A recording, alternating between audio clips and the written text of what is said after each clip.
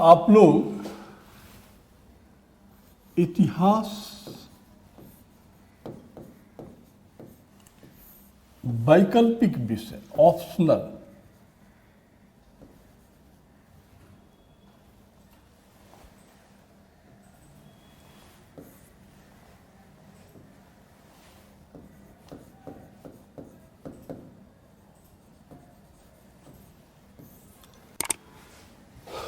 जितने भी अभ्यर्थी हैं वो बहुत अच्छे से जान रहे हैं। आज से नहीं,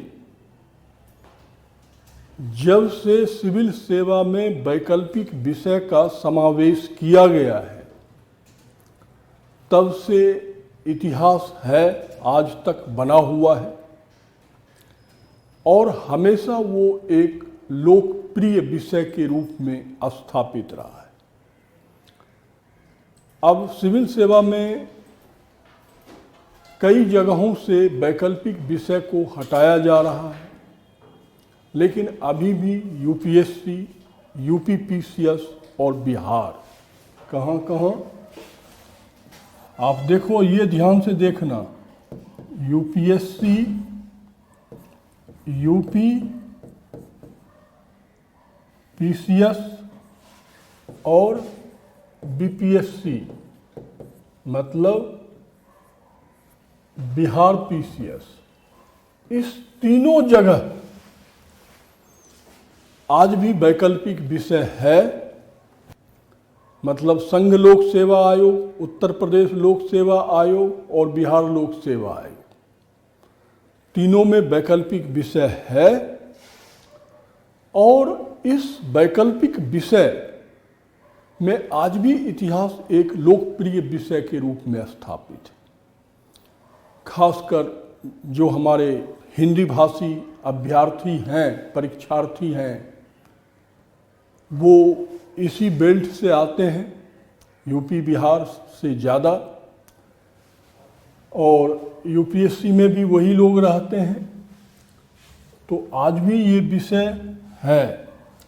अब आप लोगों को देखना ये है कि आजकल एक ट्रेंड उभर के हमारे सामने में आता है, सर हिस्ट्री का सिलेबस बहुत बड़ा है। ठीक है सर, हिस्ट्री बहुत बड़ा है। ना तो हिस्ट्री बहुत बड़ा है और ना हिस्ट्री का सिलेबस बहुत बड़ा है। सिलेबस इसलिए बड़ा है कि उसके सिलेबस में एक एक चीज़ों को क्या किया गया है, उभार कर सामने रखा गया है, कुछ उसमें छिपाया नहीं गया है।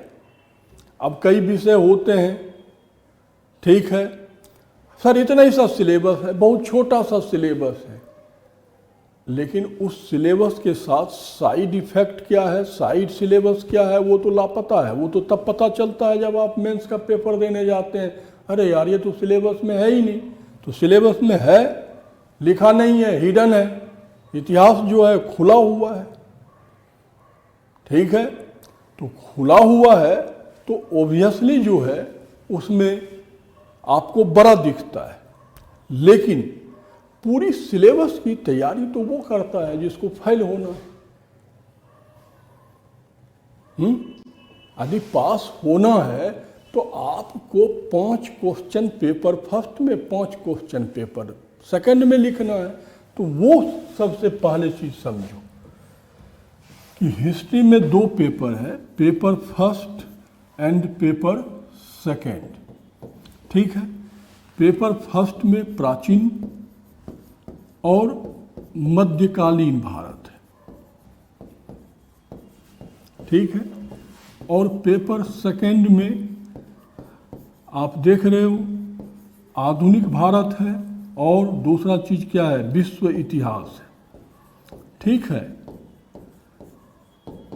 दोनों पेपर मिलके 500 नंबर आता है, मतलब 250 यहाँ और 250 यहाँ। अब ध्यान देना,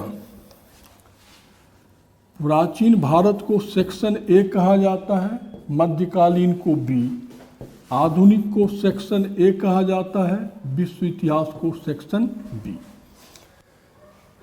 देखो सिलेबस से कुछ लेना देना नहीं है, ट्रेंड देखो, क्वेश्चंस ऑफ ट्रेंड देखो और अपनी हैसियत के हिसाब से अपना सेक्शन चॉइस करो। प्राचीन भारत और मध्यकालीन भारत, ठीक है। देखो पहला क्वेश्चन इसका और पहला क्वेश्चन इसका लिखना अनिवार्य है, ठीक है, नेसेसरी है। दोनों से एक एक क्वेश्चन, यहां पर पहला क्वेश्चन मैप का होगा, यहां पहला क्वेश्चन कमेंट का होगा, ठीक है। अब ध्यान देना, दूसरा क्वेश्चन दोनों में से लिखना अनिवार्य है। मतलब 5 क्वेश्चन में 2-2 क्वेश्चन, मतलब 4 क्वेश्चन आपको अनिवार्य रूप से दोनों सेक्शन से लिखना है और 5वां क्वेश्चन लिखने के लिए आप स्वतंत्र हैं। आप 3 क्वेश्चन यहाँ से लिखें, 2 क्वेश्चन यहाँ से लिखें, 5 क्वेश्चन हो गए। अब देखो एंशिएंट पेपर फर्स्ट में भाई एंशिएंट पे पकड़ है तो 3 क्वेश्चन वहाँ से लिख लो। मिडिवियल से 2 क्वेश्चन लिखना है तो सल्तनत मुगल तैयार कर लो, 2 क्वेश्चन फंस गए। बाकी ए पे टे में लगे रहोगे तो भाई फिर फेल हो जाओ। हम क्या करेंगे, दुनिया कुछ नहीं करेगी। सिलेबस बड़ा है, अब सिलेबस छोटा हो गया। इसी प्रकार यहाँ आ जाओ, मॉडर्न इंडिया और विश्व इतिहास, ठीक है। अब मॉडर्न इंडिया में से पहला क्वेश्चन, विश्व इतिहास में से पहला क्वेश्चन अनिवार्य है, दूसरा अनिवार्य है, तीसरा आप स्वतंत्र हैं। यहाँ से लिखो, मॉडर्न इंडिया से लिखो, क्योंकि ये प्री में भी काम आएगा, जीएस में भी काम आएगा। यहाँ पर भी 3 क्वेश्चन लिखो। मॉडर्न इंडिया जितना चाहो पी लो। विश्व इतिहास में यदि आपने सारी क्रांति भी याद कर ली, फ्रांसीसी क्रांति, बौद्धिक क्रांति, औद्योगिक क्रांति, रूसी क्रांति, चीनी क्रांति, तो भी 2 क्वेश्चन फंस जाएंगे मेरे भाई। तो सिलेबस तो बड़ा तब तुम कर लेते हो जब तुम 10 के 10 लिखने के चक्कर में पड़ जाते हो। तो कोई सिलेबस बड़ा नहीं, आप स्वयं समस्या को बना लेते हो, ठीक है। पहला चीज ये समझ गए। अब दूसरा चीज समझो कि सिलेबस को डिफाइन करना और सिलेबस को छोटा करना। एज एग्जाम्पल मैं प्राचीन भारत ले रहा हूं। देखो इसका सिलेबस ही हमें इतना ही तैयार करना है। सभ्यता, धर्म और राजनीति, ये हमारा 3 टॉपिक है। इसमें सब टॉपिक क्या है, सिंधु और वैदिक, धर्म, बौद्ध, जैन, ठीक है। राजनीति, मौर्य, मौर्योत्तर और गुप्त एंड गुप्तोत्तर। 2, 2, 4, 4, 8 सब टॉपिक। बाकी लिखा रहने दो सिलेबस में, कोई टेंशन की बात नहीं है। अब इसी में से हम 10-12 क्वेश्चन निकाल लेंगे। भाई सिंधु सभ्यता में से 3 ही क्वेश्चन है। क्या, उद्भव, विशेषता और पतन, दैट्स ऑल। 3 क्वेश्चन, सिर्फ ओनली फॉर 3 क्वेश्चन कि सिंधु घाटी सभ्यता का जन्म कैसे हुआ, विशेषता क्या है पतन क्या है, चौथा क्वेश्चन इसमें से नहीं आएगा, मैं लिख के दे रहा हूं। ना आया है, ना आ रहा है, ना आएगा। बस घूमना फिरना इसी को है। वैदिक में भाई समाज, धर्म, ठीक है, अर्थ, ये तीन विशेषता पढ़ लो, इससे बाहर क्वेश्चन नहीं जाएगा। बौद्धिज्म, जैनिज्म में क्या करना है, दोनों का दर्शन और उसका समाज पर प्रभाव, बस 2 क्वेश्चन, काम बन गया। मौर्यों में क्या करना है, मौर्य प्रशासन पढ़ लो, मस्त रहो, क्वेश्चन फंस जाएगा। मौर्योत्तर काल में क्या पढ़ना है, सिर्फ और सिर्फ अर्थव्यवस्था, कि भाई राजनीतिक रूप से ये विकेंद्रीकरण का राज्य है, बट सांस्कृतिक रूप से ये स्वर्ण युग का प्रारंभ माना जाता है। तो ऐसी अर्थव्यवस्था कहां से आई? ठीक है। गुप्त में गुप्त काल के कुछ शासक हैं, समुद्रगुप्त, चंद्रगुप्त द्वितीय, उसके साथ समाज, प्रशासन, अर्थ, ठीक है, और संस्कृति, ये 4 क्वेश्चन।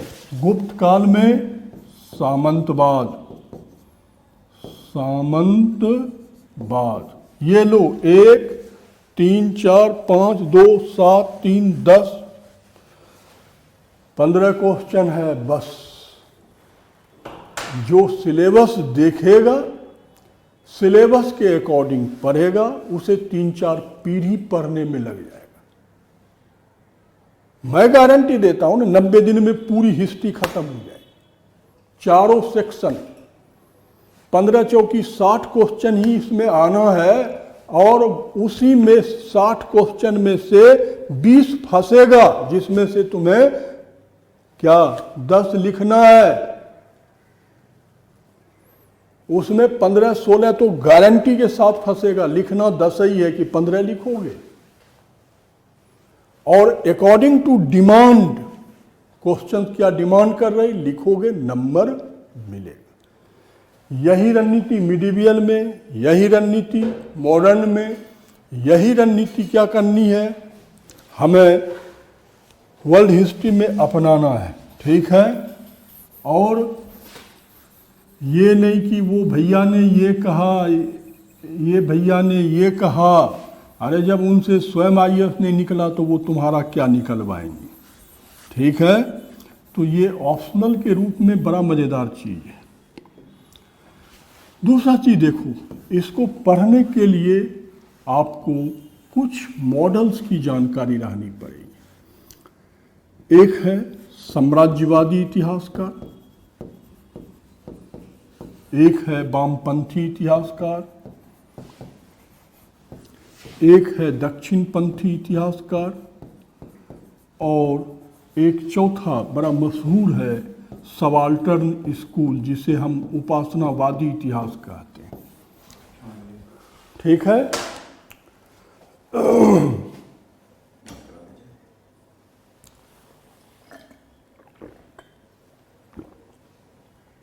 तो यहां पर